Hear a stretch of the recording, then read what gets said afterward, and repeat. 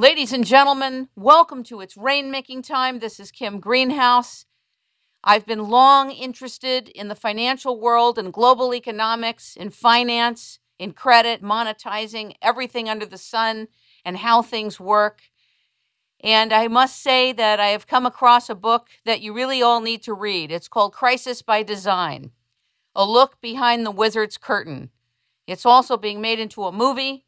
The author is Bruce Wiseman, a former banker, a writer, and he's a wonderful man that has laid out the architecture and details of how, in fact, the economy was designed to fall apart. Ladies and gentlemen, please welcome to It's Rainmaking Time, a very tough subject to talk about, Bruce Wiseman. Welcome, sir. Hi, Kim. Thanks so much for having me. Well, many people have been complaining about the economy, blaming the subprime mortgages, different people in power, blaming the Fed, blaming the insurance industries, the people that do the ratings for insurance, blaming the stock market, blaming the banks. There's a lot of upset and pain, and people really don't understand the intricacy of the puzzle that you seem to unlock in your book, Crisis by Design. Talk to us about what made you write this.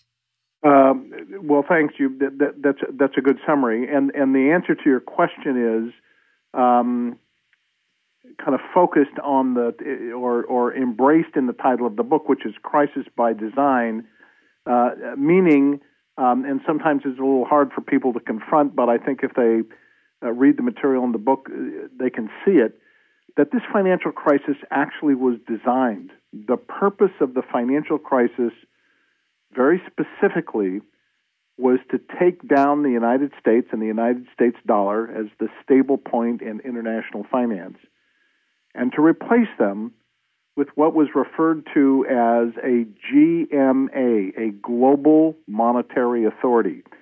And this gets to your question because in March of 2008, I read an article, I think it was in the Wall Street Journal, written by the then president of the New York Fed, calling for a GMA. Now, as you mentioned, I'm a former banker and have been in the world of finance and investment and credit and banking for many, many years. And I had never heard this term. But a global monetary authority is basically a financial dictator for the planet. And my alarm bells went off. I have been following the International Monetary Fund and the World Bank for many years. And when the president of the New York Fed comes out and calls for a global monetary authority, as I say, my antennas went up. I started researching and I started writing. As those of your listeners that follow such things would know, the president of the New York Fed in March of 2008 was Timothy Geithner, who is now the Secretary of the Treasury. And in fact, last April, Kim, April 2nd, at the G20 meeting in London, a global monetary authority was put in place. Wait, did you say put in place? Yes, put in place. Not much fanfare.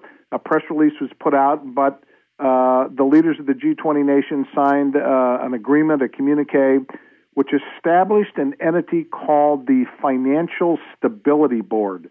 Very Soviet-sounding name, Financial Stability Board, which is located in the Bank for International Settlements, which is in which is in Basel, Switzerland. This bank, which was Hitler's bank, I hasten to add, has its own territory in Switzerland. It is not subject to Swiss law. Its employees are immune from any kind of prosecution. They have their own police force on the property.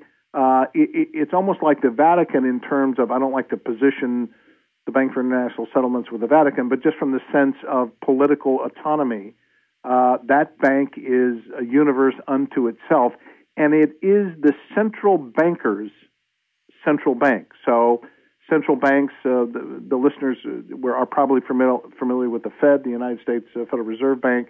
That's our central bank. Virtually every industrialized country has a central bank, and they are all, interestingly, members of the Bank for International Settlements. So this new body that was established last April now essentially has command authority over all the central banks on the planet. And why that's important is because central banks create currency. So if you control the money, the monetary supply, you essentially control the country. But don't you think that a lot of people have a perception that the IMF controls the currencies anyway? And so if they think the IMF controls the currencies, what would be an issue with the Financial Stability Board, for example? Well, the IMF does affect currencies, but the IMF doesn't give direct orders to the central banks, and the International Monetary Fund and the Financial Stability Board are working very closely now. But the Financial Stability Board is actually the senior organization because, again, if you can dictate to the central banks, you're basically controlling the money supply. The IMF is onerous in other ways in that it goes in, helps create economic catastrophes, and then comes in kind of on a white horse after they or somebody that's connected to them causes these catastrophes, and says to the president or dictator or prime minister in some third world country, gee, you having a problem? Would 5 or 10 billion help? And the president goes, well, sure, and the IMF goes, sign here. And so these countries become indebted to the IMF. I have read these loan agreements. They would stand the hair up on the back of your neck. They provide control over education, agricultural policy, tax policy, reproductive policy. Probably land rights. Yes. So minerals. Yes.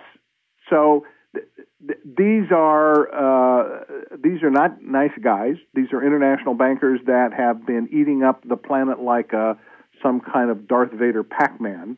But to control the currencies on the planet, that job has been turned over to the Financial Stability Board.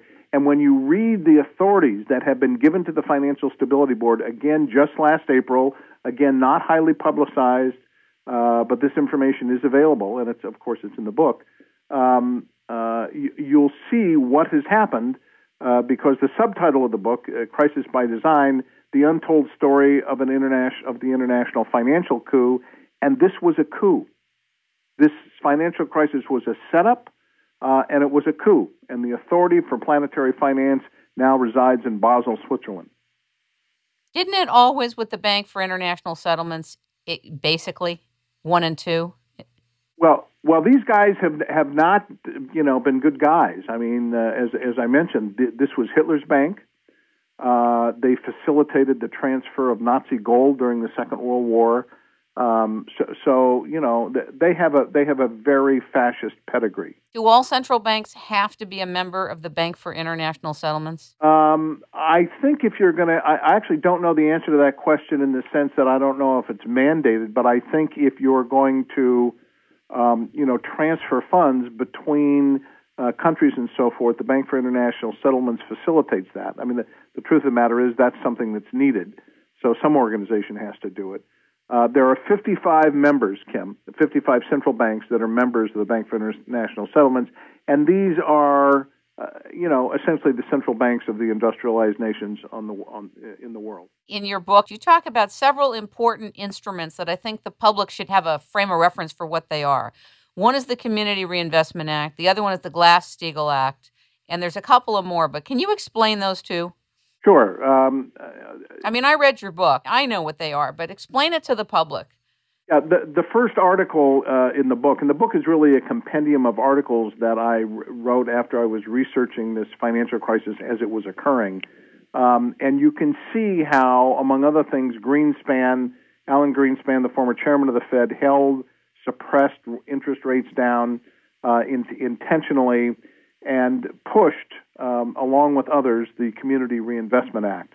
The Community Reinvestment Act, had a humanitarian-sounding purpose, which was to facilitate homeownership, but in fact, it mandated that loans be given to, unqualified borrowers, frankly. And the Fed pushed that very, very strongly on banks. If a bank was going to, particularly if a bank was going to get new branches, they have to apply to the Fed. If they were not in compliance with the Community Reinvestment Act, meaning giving out lots of loans to essentially low-income borrowers, then their application for new branches and that kind of thing could be, kind of put on hold. Over time, the Fed more and more aggressively began, pushing banks very, very hard to make these low-income loans. So, this is going on in the 90s, and you start getting this flood of, subprime mortgages, a term we've all heard of. These subprime mortgages were then, as a lot of people know now, were packaged up in packages called collateralized debt obligations, CDOs, or mortgage-backed securities, just kind of fancy names for packages of mortgages. And then investment banks, sold them all over the planet. The other act that you mentioned is tied into this because during the Depression, there was a law passed called the Glass-Steagall Act, which said a commercial bank could not be the same as an investment bank. A commercial bank being like Wells Fargo or B of A or any of the banks that take deposits, an investment bank being something like Goldman Sachs or Lehman Brothers or what have you. Investment banks basically, invest in or promote stocks and do those kinds of investments. Stocks and bonds and securities. Yes. Okay. So the Glass-Steagall Act was passed because they didn't want banks taking depositors' money and gambling with them in the stock market or the bond market or the currency markets.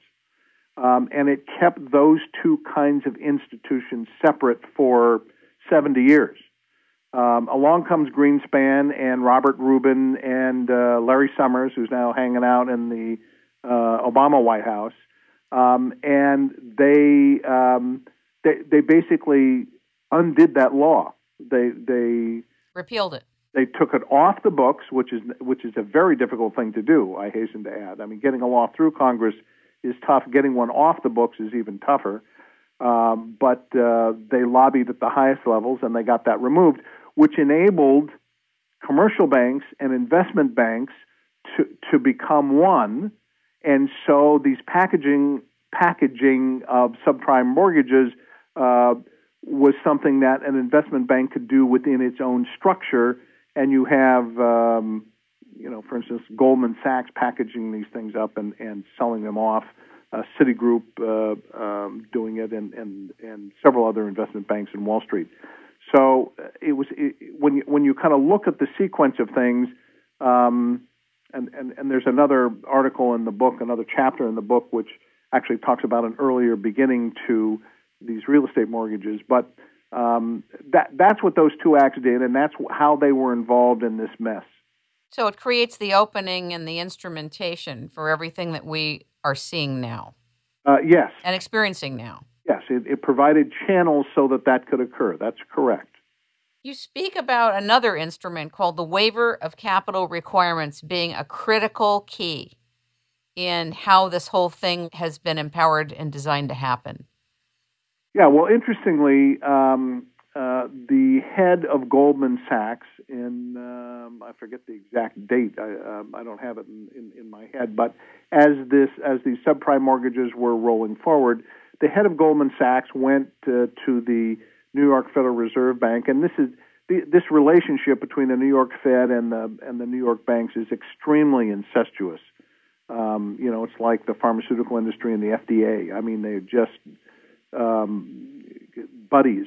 And they went in there, and there were certain capital requirements that the investment banks were supposed to maintain, which kept their lending leverage down. And in other words, to make it simply understood, hopefully simply understood, the more capital that the bank had to have on hand, the safer it was in case something went bad. They had capital reserves to fall back on. But the head of Goldman Sachs, a name that will become infamous in 21st century history, Henry Paulson, who later became the Secretary of Treasury and jammed the $1 trillion stimulus through Congress in 2008. But at the time, he was head of Goldman Sachs, and he went down and basically jawboned the SEC to remove the capital requirements which enabled the investment banks to further the lending or the selling of these mortgage-backed securities. So they could leverage themselves in much greater numbers than they were able to previously. All these things kind of went together. You have the Community Reinvestment Act, which forced the banks to make subprime loans. And then you have Glass-Steagall, which allows the commercial banks and the investment banks to get together. And then you have the repeal of Glass-Steagall. The repeal of Glass-Steagall. Yeah. Thank you. Mm-hmm. And then you have this lowering of capital requirements, all of which kind of enables this superhighway of hundreds of billions of dollars of junk debt to be flogged to banks around the planet. And that's how banks got pregnant with toxic assets.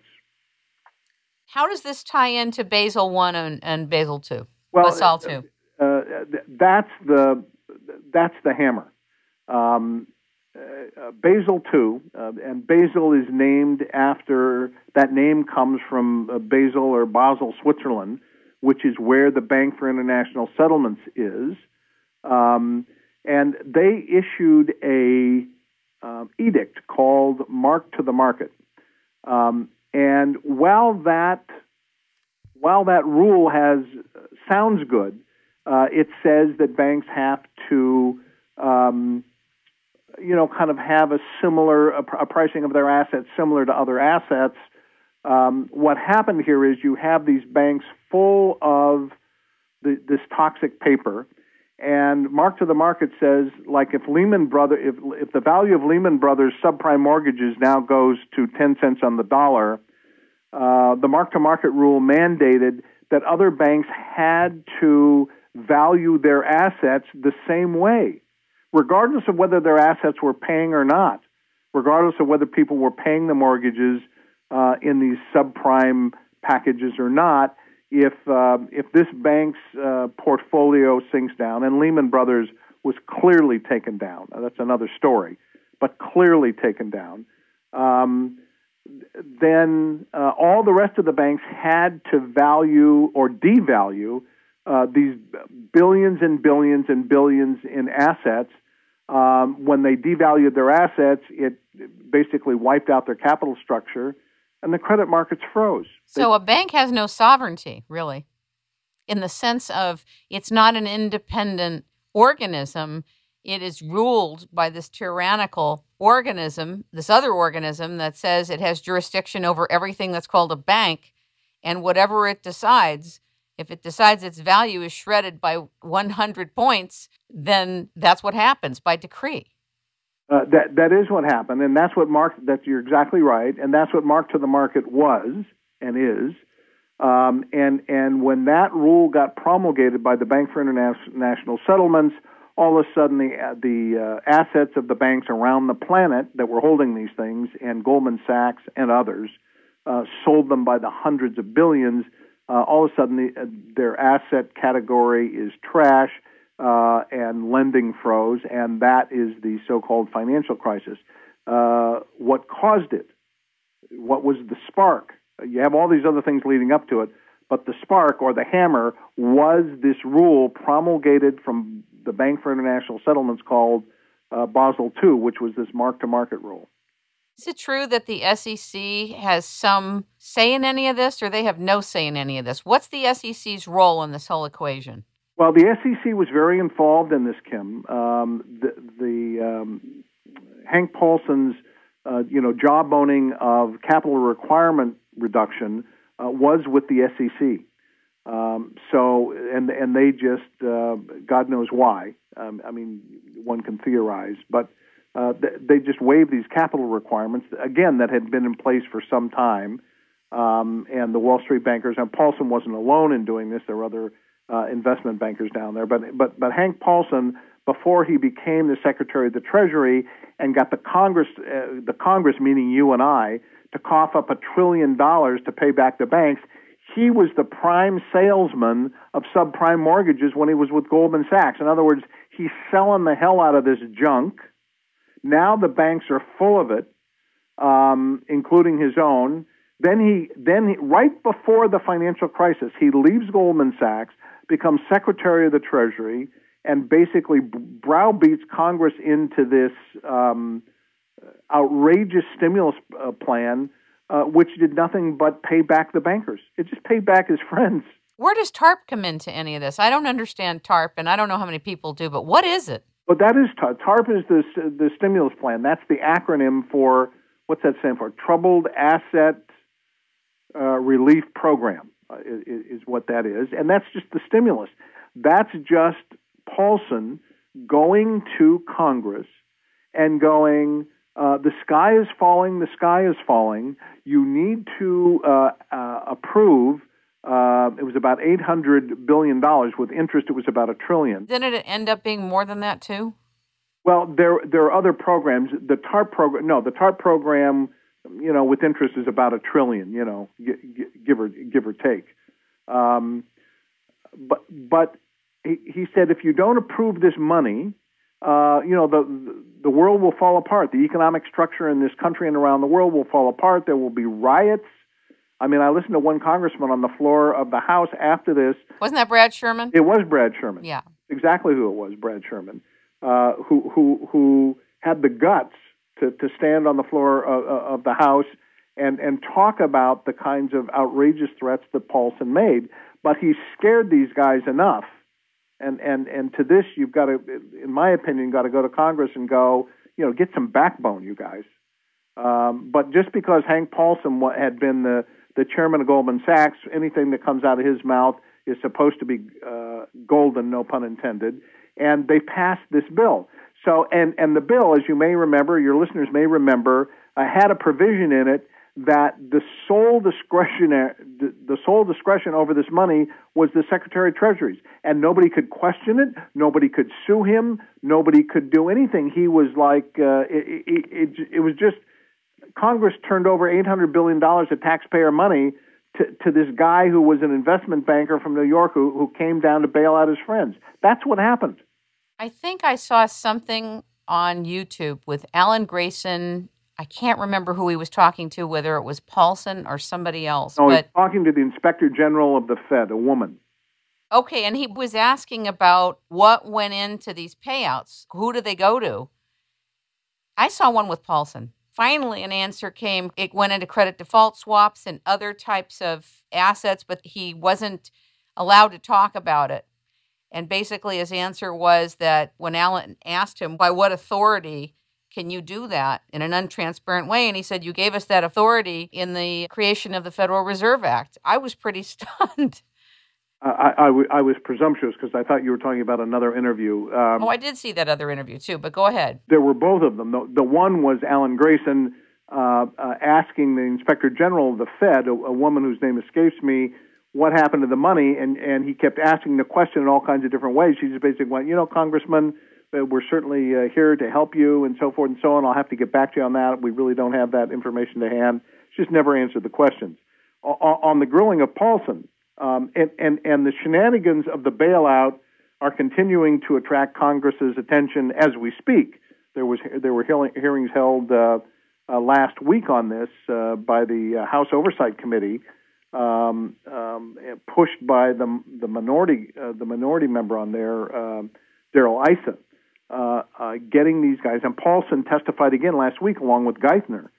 And they were focused on the shenanigans with AIG, the insurance giant, whereby the Federal Reserve coughed up this money to AIG, and AIG paid the investment bankers back in a very sleazy deal, and that investigation is still going on.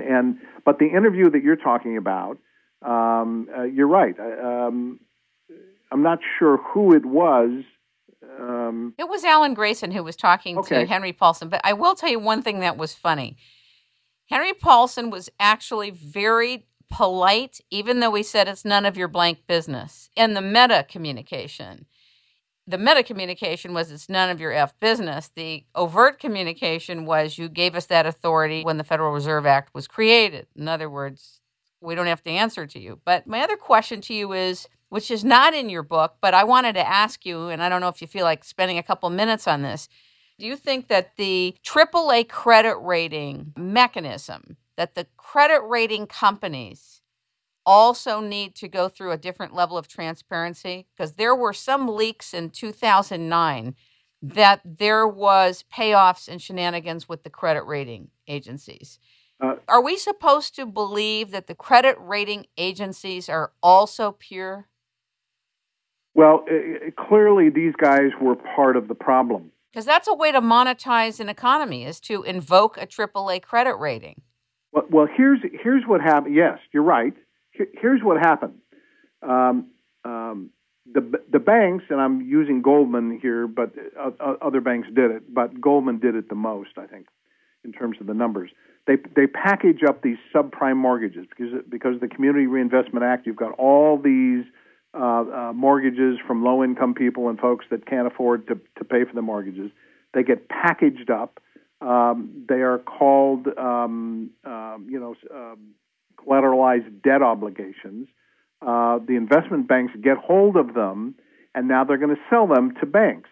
They're going to just turn around and sell them back to banks. To do that, they go to an insurance company, AIG, and they get something called a credit default swap, which is a big, fancy-sounding name, which is essentially insurance, ensuring the bank that if the loans in the subprime mortgage package go bad, that the insurance company will pay the bank. Why would the insurance company do it? Because they made big fees. Because they made big fees when they issued the insurance. They charge Goldman Sachs money to provide the insurance. Goldman Sachs now takes the package, they put their fees on it, and they sell it to the bank. But my point in all of this is that as soon as AIG, which at the time was the largest insurance company in the world, issued insurance, technically it wasn't insurance, but for practical purposes, they said for practical purposes it was insurance. They said it wasn't insurance. Regardless, it acted like insurance. And when AIG said, "Okay, good. Well, if the subprime mortgages go bad, or the mortgage-backed securities go bad, you're covered. We're issuing insurance that will cover you." Well, when AIG issued the insurance on the mortgage-backed securities, the credit rating agencies then went, "Oh, we'll give it a AAA rating." And so when Goldman Sachs is selling it, they say to the bank they're selling it to, "Oh, it's got a AAA rating."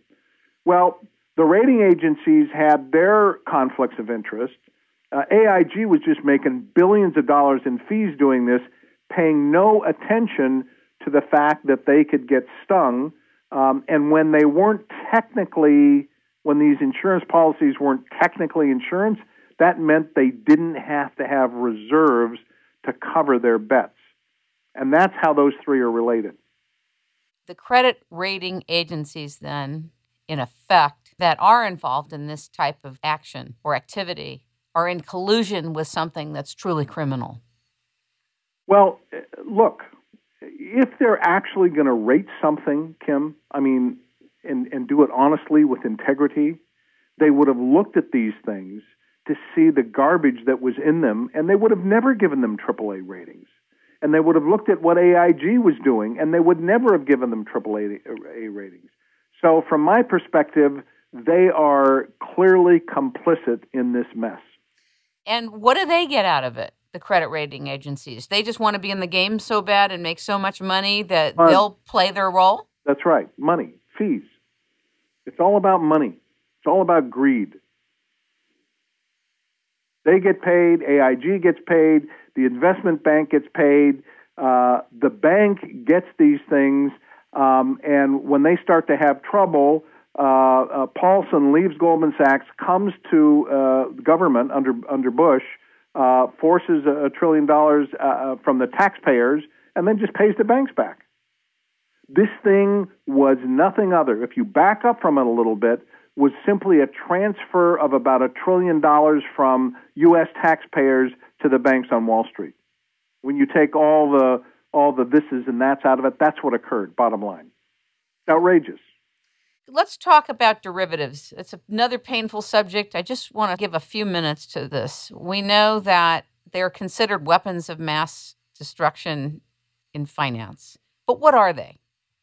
A derivative is a term that has grown up in the investment community over the last, I don't know how many years. When I was an active banker, I'd never heard the term. So they become investment vehicles over the last several years. A derivative basically means that it is an instrument which embraces some asset underneath it. So let me give you an example. If you were buying, if you were going to buy 100 ounces of gold and you went to a precious metals broker and you bought 100 ounces of gold and you'd have the gold, you're just buying the gold.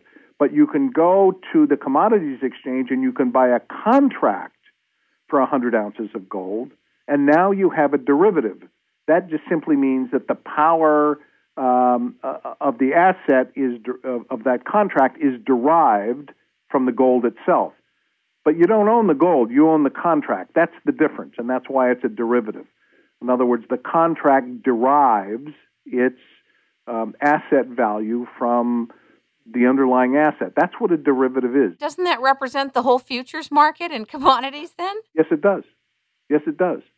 But in addition, and why that term has come to the public consciousness of late, is because the subprime mortgages were packaged up as securities, like a stock or a bond, and sold. And so they were called derivatives because the asset value is the actual mortgages, but you didn't own the mortgages. You're buying the package of mortgages, and so that's why they're derivatives. This is a very complex matrix. Derivatives, that's right. Very complex matrix. Yeah. Was that understandable? Yes. Okay. But very complex. Yeah. I can see why the average person is not involved in it, doesn't understand it, doesn't talk about it, and even when they get their contracts, doesn't really understand what they're dealing with, except there's a distinction between what is an asset and a derivative thereof, which is simply a piece of paper. Well, you're exactly right, and the truth is at the bottom of a lot of that, you really hit one of the key nails on the head. At the bottom of this mess is simply people that don't understand, and this includes congressmen. I've sat there and watched on C-SPAN going back to when Greenspan used to testify, and you listen to Alan Greenspan talk. It is psychobabble. It is the meanings are ridiculous. Well, Greenspan was the maestro. He was this. He was that, and so these congressmen would sit and listen to him, kind of slack-jawed, their eyes glazed over. But if you ever asked Greenspan what the hell he meant by what he was saying, it was just, again, to use the term psychobabble, it was gibberish. And so if big fancy terms like derivatives and credit default swaps and collateralized debt obligations, these terms all get thrown around. They're just simply instruments that financial instruments that get bought and sold. But when people don't understand them, they tend to turn away from them and not confront them. Absolutely. I mean, I remember when I heard Henry Paulson talk about credit default swaps, and I tried to call all these people to explain it to me. And I did finally find somebody in New York and London, and we're doing an entire show on credit default swaps and nothing but credit default swaps. But I wanted to lay out a general understanding to the public from your perspective and context, which is more of a whole systems context. If you don't mind us switching for a minute here, the House Appropriations Committee apparently is of concern to you. Why? Well, the House Appropriations Committee is one of the committees in the House, and that's how business gets done in the House of Representatives. There are committees that oversee taxes and education and health and so forth and so on. That committee deals with the appropriations or how to pay for legislation. That's what that committee does generally. But I was basically taking a quote from a member of that committee, and it's a powerful committee because it, as you can see, it controls funding.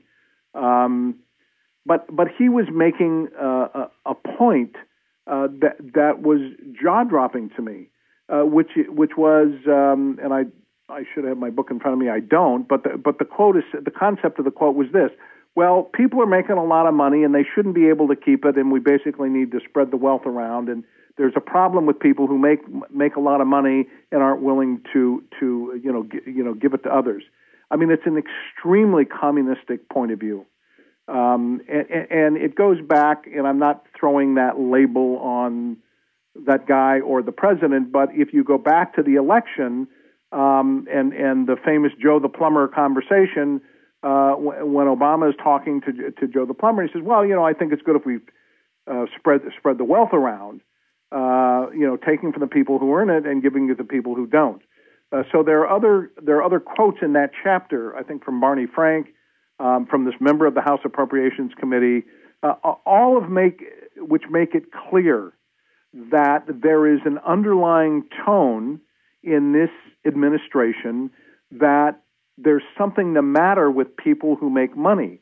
I am not defending insurance companies or banks or any corporate entity, but the idea in this government, in this administration, seems to be that if you're wealthy, if you're successful, then you have to give some of it to people who don't have it, and if you don't do that, we're going to force it.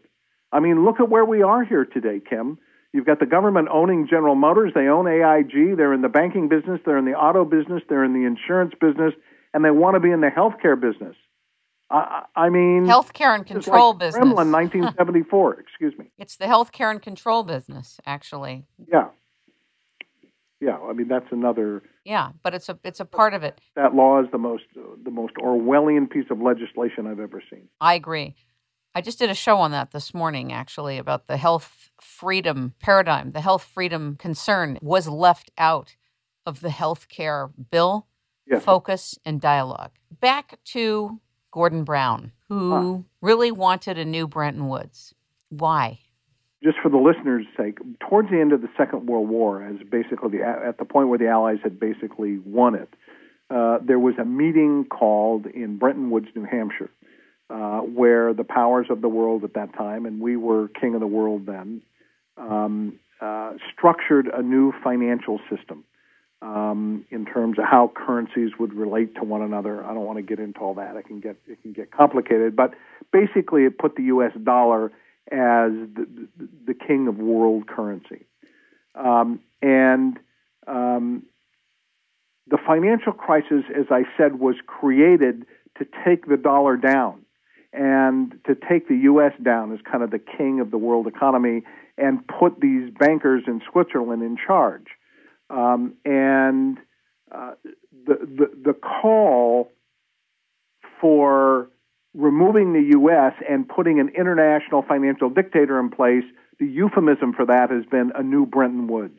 And Gordon Brown has been a leading advocate of that. You said that on April 2nd, 2009, that the president signed some type of instrument turning over financial control. That's right. Is there a way we can verify that? Yeah, by all means. By all means, you can. I mean, how do we do it? Where do we look? Again, I'll reference the book because the data is in there, and I've taken it from there. And folks, so it's in Crisis by Design. Yeah, the book. That book, as a quick promotional aside, that book is available at BehindTheWizardsCurtain.com. BehindTheWizardsCurtain.com. That's where the book is. And you can just go to the Bank for International Settlements website, which I think it's BIS.org, although right off the top of my head, I'm not positive of that. But if you put Bank for International Settlements in Google, you'll come up with it, and then just put in the Financial Stability Board, and you'll see there. You can read the press releases. Is it a treaty? That's an extremely good and important question.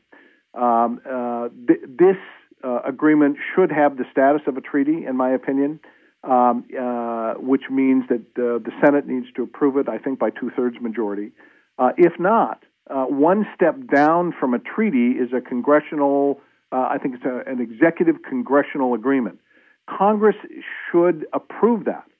But the president went and signed this thing and is just on his merry way. And I will tell you something, because I have spoken to members of Congress, they don't have a clue. So it's a commitment. It's a commitment of the United States to this rechanneling of our fiscal autonomy to the Bank for International Settlements in Switzerland, a rechanneling of this. And Congress is like, they don't have a clue. They have no idea this has occurred. There was a lot of publicity about the IMF, many people at the G20 looking at the IMF to be the overseer of the global economy, yes, and possibly in the short term using special drawing rights, SDRs, which I had a talk with Jim Rogers about that. I was under the impression that the special drawing rights were an instrument from the International Monetary Fund. Apparently they're not. Oh, yes, they are.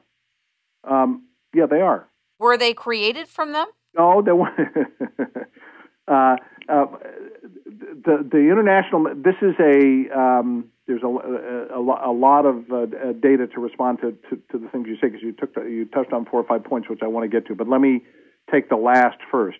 SDR stands for Special Drawing Rights, and that is a synthetic currency issued by the International Monetary Fund.